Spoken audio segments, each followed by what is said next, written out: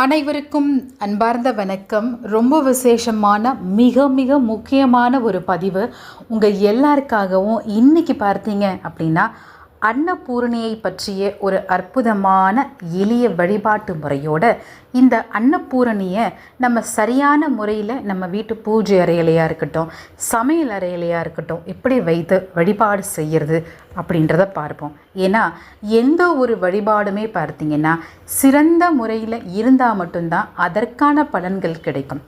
இல்லை அது நம்ம சரியான முறையில் நம்ம அந்த வழிபாட்டை மேற்கொள்ளலை அப்படின்னா எதிர்மறையான பலன்களும் கிடைக்கும்னு சொல்லுவாங்க ஆன்மீக பெரியவர்கள்.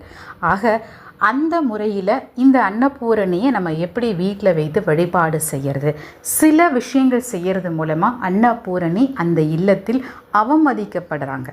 அதெல்லாம் என்னென்ன, எப்படி நம்ம அதெல்லாம் தவிர்க்கிறது அப்படின்றத பார்ப்போம் இந்த பதிவில். நிச்சயமாக இந்த பதிவு உங்களுக்கு ஒரு நம்ம இத்தனை நாளாக இவ்வளோ விஷயங்கள் நம்ம தெரியாமல் பண்ணிட்டோமே.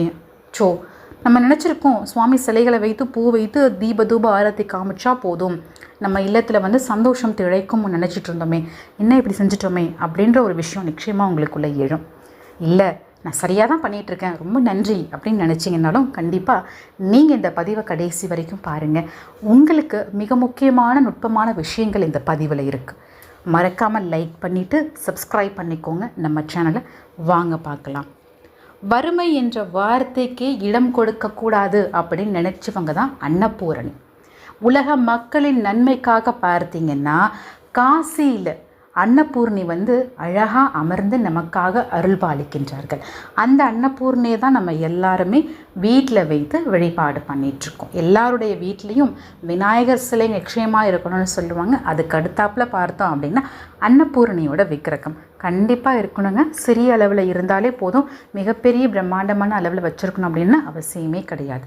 சிறிய அளவில் கூட நீங்கள் தாராளமாக அன்னபூரணியை வைத்து வழிபாடு பண்ணலாம். வறுமை இருக்கவே இருக்காது. சிலை வைத்து வழிபாடு பண்ண முடியல அப்படின்னா கூட பரவாயில்ல, நீங்கள் படம் வைத்தாவது வழிபாடு பண்ணுங்கள். மனித பிறவி எடுத்த பிறகு எவ்வளவு கஷ்டம் அப்படின்னு நமக்கே தெரியும். நமக்கு இருக்கக்கூடிய அரஜான் வயிற்றுக்காக பார்த்திங்கன்னா 3 வேளை பசிக்குதோ பசிக்கலையோ கண்டிப்பாக நம்ம ஏதாவது சாப்பாடு போட்டு தான் ஆகணும். அதுக்கு நம்ம கடின உழைப்பு மேற்கொள்ளணும். என்ன தான் கடின உழைப்பு மேற்கொண்டாலும் பார்த்திங்கன்னா நமக்கு சம்பாதிக்கக்கூடிய பணம் செலவழிச்சுக்கிட்டே இருக்கும்னு சொல்லுவாங்க. சேமிப்பாக மாறாது. அது சேமிப்பாக மாற்றி அடுத்தபடி எடுத்து வைத்து வாழ்க்கையில் ஏற்றம் கிடைக்கணும் அப்படின்னா நிச்சயமாக அன்னத்தை வீண் செய்யக்கூடாது அப்படின்னு சொல்லுவாங்க.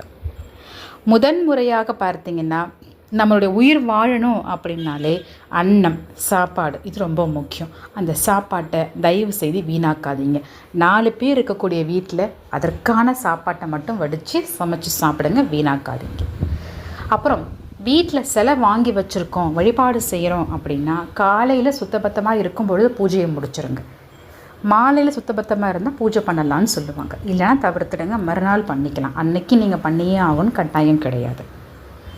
வாழ்க்கையில் பார்த்திங்கன்னா நீங்கள் அசைவம் சாப்பிட்றவங்களாக இருந்தாலும் சரி, சைவம் சாப்பிட்றவங்களாக இருந்தாலும் சரி, தாராளமாக அன்னபூர்ணி வைத்து வழிபாடு பண்ணலாம். என்ன அசைவம் சாப்பிடும்பொழுது மட்டும் கொஞ்சம் தவிர்த்துடுங்க. மற்ற நாள்கிழமைகளில் தாராளமாக அன்னபூர்ணி தாயை வழிபாடு செய்யலாம். அரிசியில் அன்னபூர்ணியை ஆவாகனம் பண்ணுங்க. இப்படி தான் இருக்கணும். ஒரு பிளேட்டு வச்சு அதில் ஒரு பவுல் வச்சு அரிசி போட்டு அதுக்கு மேலே தான் அன்னபூரணி இருக்கணும். அன்னபூரணியோட கரண்டி இருக்கு இல்லையா, அதுக்கு மேலேயும் கொஞ்சம் 2-3 அரிசி எடுத்து வச்சு வைங்க. மற்றபடி அன்னபூரணியை தினசரி வழிபாடு பண்ணணும்னு கிடையாது, தினசரி பூஜிக்கணும்னு கிடையாது. சுத்தபத்தமாக இருக்கும் பொழுது வாரத்தில் 1 நாளோ 2 நாளோ நீங்கள் தாராளமாக வழிபாடு பண்ணிக்கலாம். மற்றபடி வாழ்க்கையில் ஏற்றம் கிடைக்கணும் அப்படின்னு சொல்லி ஏனோ தானோன்னு நம்ம அன்னபூரணியை வாங்கி வச்சுட்டு அப்படியே விட்டுறக்கூடாது. எப்போவுமே பார்த்திங்கன்னா அவங்களுடைய அந்த வழிபாட்டு முறை மந்திரங்கள் நம்ம மனசில் இருக்கணும்னு சொல்லுவாங்க. சமைக்கும் பொழுது நம்ம அரிசி இருக்கு இல்லையா, அதுதான் அன்னபூரணி. அதை தொட்டு வணங்கிட்டு வழிபாடு பண்ணி சமைச்சு சாப்பிட்றதுன்றது ரொம்ப நல்லது. வீட்டுக்கு வரக்கூடியவங்களுக்கு இன்முகத்தோட சாப்பாடு பரிமாறுவது ஏனோ தானோ. சில பேர் வீட்டில் நான் பார்த்துருக்கேன், சொந்த வீட்டில் இருக்கும்போது கூட சொந்த வீட்டு ஆளுங்களே கூட பார்த்திங்கன்னா சாப்பாடு சரியாக போட மாட்டாங்க, முகத்தை சுழிக்கிறது, இதெல்லாம் செஞ்சோன்னா அன்னபூரணி அங்கே அவமதிக்கப்படுறாங்க. நம்ம விளக்கேற்றி வைத்து தூப ஆரத்திலாம் காமிச்சு பிரார்த்தனை பண்ணால் போதும்னு நினச்சிக்கிட்டு பக்கத்தில் இருக்கவங்க கூட இருக்கிறவங்களை நம்ம சரியாக கவனிக்கல, அவங்களுக்கு சரியான முறையில் சாப்பாடு. ஏன் பல வீட்டில் மனைவியே கணவனுக்கு சரியாக சாப்பாடு போடுறதில்ல.